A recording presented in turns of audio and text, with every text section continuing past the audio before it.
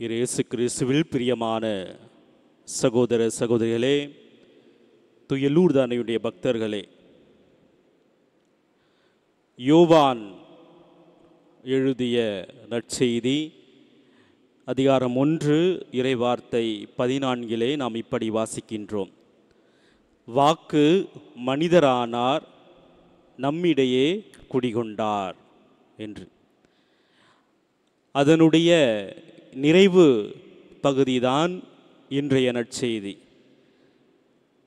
ஏனெனில் தந்தை உங்கள் மீது அன்பு கொண்டுள்ளார், நீங்கள் என் மீது அன்பு கொண்டு நான் கடவுளிடமிருந்து வந்தேன் என்று நம்புவதால் தான் தந்தை உங்கள் மீது அன்பு கொண்டுள்ளார் என்று ஆண்டவர் சொல்கின்றார்.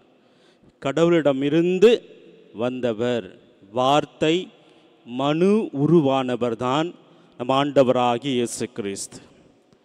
இந்த உலகத்திலே அவர் வாழ்ந்து கொண்டிருந்த பொழுது அவருக்கு இயேசு என்று பெயரிட்டார்கள். இந்த உலகை விட்டு தந்தையிடம் சென்ற பிறகு அவர் ஒரு கேரண்டி கொடுக்கிறார். என் பெயரை சொல்லுங்கள் என்று சொல்கிறார். என் பெயரை நீங்கள் சொல்லி வேண்டிக் கொள்கின்ற பொழுது தந்தையாகிய கடவுள் உங்களுக்கு அருள்வார், ஏன் நானே உங்களுக்கு அருள்வேன் என்று சொல்கின்றார். இப்பொழுது கடவுளை பற்றி நாம் சிந்திக்க அழைக்கப்பட்டிருக்கின்றோம்.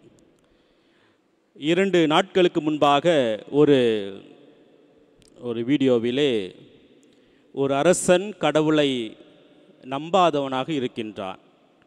எனவே ஒரு சிறுமியின் வழியாக கடவுள் இருக்கிறார் என்பதை காட்டுவதற்காக அந்த சிறுமி அந்த அரசனை காண செல்கின்றார்.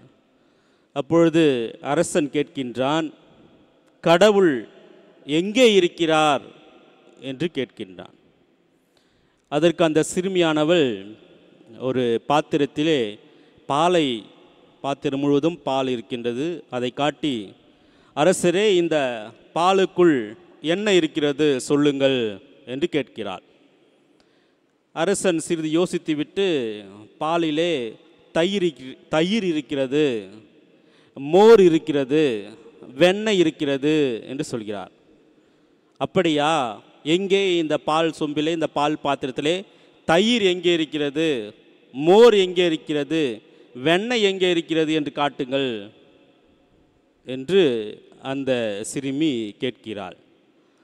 இப்பொழுது அரசன் சொல்கின்றான், அந்த பாலுக்குள்ளே தான் இருக்கின்றது தயிரும் வெண்ணையும் மோரும் என்று சொல்கிறான். அதே போலதான் இந்த உலகத்தில்தான் கடவுள் இருக்கின்றார், உங்களுள் இருக்கின்றார் கடவுள் இருக்கின்றார் என்று அந்த சிறுமி சொல்கின்றார். தொடக்கத்திலே விவிலியம் சொல்கின்றது, தொடக்கத்திலே கடல் மீது அசைவாடி கொண்டிருந்தார் என்று சொல்கின்றது. கடல் மீது அசைவாடி கொண்டிருந்தார் என்று சொல்கின்றது. அதன் பிறகு விவிலியம் முழுவதிலுமே இஸ்ராயல் மக்கள் அவர்களோடு இருந்தார். கடவுள் உருவமற்றவராக இருந்தார், கடல் மீது அசைவாடி கொண்டிருந்தார். ஒரு கட்டத்திலே இஸ்ராயல் மக்களை தேர்ந்தெடுத்து அவர்களை விடுதலைக்கு அழைத்து சென்ற பொழுது பகலிலே மேகமாகவும் இரவிலே நெருப்பு தூணாகவும் அவர் நடுவிலே இருந்தார்.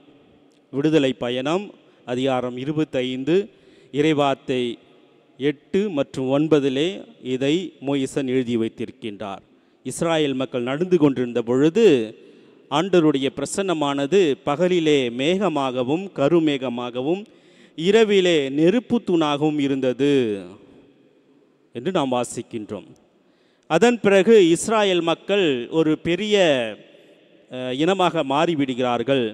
எனவே அவர்களை வழிநடத்துவதற்காக மோயிசனுக்கு 10 கட்டளைகளை கொடுக்கின்றார். அந்த இஸ்ராயல் மக்கள் எங்கெல்லாம் சென்றார்களோ அங்கெல்லாம் அந்த 10 கட்டளையை ஒரு பேழைக்குள் வைத்து அதை அவர்கள் தூக்கி சென்றார்கள். எனவே கடவுளுடைய பிரசன்னம் அவர்கள் மத்தியில் அந்த பேழையின் வழியாக அந்த ரூபத்தில் இருக்கின்றது என்பதை அவர்கள் கண்டுணர்ந்தார்கள். அதனுடைய வல்லமையை அவர்கள் கண்டுணர்ந்தார்கள். எப்பொழுதெல்லாம் மோயிசன் அந்த கூடாரத்திற்குள் சென்று ஆண்டவரோடு பேசுகின்றாரோ அப்பொழுது வெளியே வருகின்ற பொழுது அவருடைய முகம் மிகவும் பிரகாசமாக இருந்தது என்று சொல்கிறார்கள். எனவே கடவுள் அவர்கள் மத்தியில் இருந்தார். கடவுள் அவருடைய மத்தியில் இருந்தார். அதன் பிறகு ஆதாம் ஏவாளுக்கு கொடுத்த வாக்குறுதியின்படி தனது ஒரே மகனை இந்த உலகிற்கு அனுப்புகிறார். நம்மை போல ஒரு மனிதராக அனுப்புகின்றார். கடவுள் ஆதியிலே தொடக்கத்திலே அசைவாடி கொண்டிருந்த கடவுள் இஸ்ராயேல் மக்களோடு மேகத்தூணும் வழியாகவும் நெருப்பு தூணாகவும் இருந்த கடவுள், பேழைக்குள் இருந்த கடவுள் ஒரு மனித உருவாக இந்த உலகத்திலே வாழ்ந்தார். இன்றைய நற்செய்தி இந்த இரண்டாம் ஆளாகிய மகனாகிய கடவுள் தனது பணியை முடித்துவிட்டு தந்தையிடம் செல்வதாக வாக்களிக்கின்றார். நாளை நாம் இயேசுவினுடைய விண்ணேற்பு விழாவை கொண்டாட இருக்கின்றோம். இன்றைய நாளிலே நாம் ஆண்டவர் இயேசுடைய செயல்கள் ஒவ்வொன்றையும் நினைத்து பார்க்க ஆசைப்படுகின்றோம். ஒரு மனிதனுடைய வாழ்க்கை எவ்வேறெல்லாம் ஆரம்பித்து எப்படியெல்லாம் திசைகளை மாற்றி ஆண்டவருடைய திருவுளத்திற்கு பிரகாரம் அவர் வாழ்ந்தார் என்பதை நாம் இன்று சிந்தித்து பார்க்க வேண்டும்.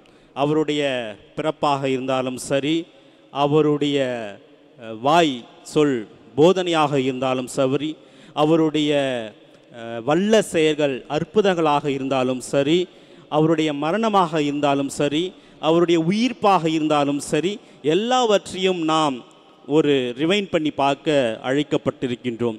எனவே ஒரு கட்டத்தில் ஆண்டவருடைய உதவி, கடவுளுடைய ஆசீர்வாதம் நமக்கு அவசியம் ஏற்பட்டால் கண்டிப்பாக இயேசு என்னும் பெயரை மறந்துவிடக்கூடாது என்று திருச்சபை நமக்கு அறிவுறுத்துகின்றது. எனவே அன்புமிக்க சகோதர சகோதரிகளே, நாம் நினைக்கின்றோமோ இல்லையோ, நம்மை படைத்த கடவுள் எப்பொழுதும் நம்மை பற்றி அவர் சிந்தித்து கொண்டிருக்கின்றார். நமக்கு ஏதாவது ஒரு நன்மை செய்ய மாட்டோமா, நம்மை ஆசீர்வதிக்க மாட்டோமா என்று கேட்டுக்கொண்டிருக்கின்றார், காத்து கொண்டிருக்கின்றார். நாம் செய்வது அவருடைய குரலை கேட்கின்ற நல்ல ஒரு மக்களாக வாழ்வுதான். எனவே அன்புமிக்க சகோதர சகோதரிகளே, அன்னை மரியாளினுடைய முன்மாதிரியைப் போல நாமும் ஆண்டவருடைய குரலை கேட்கும் நல்ல பிள்ளைகளாக வாழ இந்த திருப்பலியிலே தொடர்ந்து ஜெபிப்போம். எல்லாம் வல்ல இறைவன் நம் அனைவரையும் ஆசீர்வதிப்பாராக. ஆமேன்.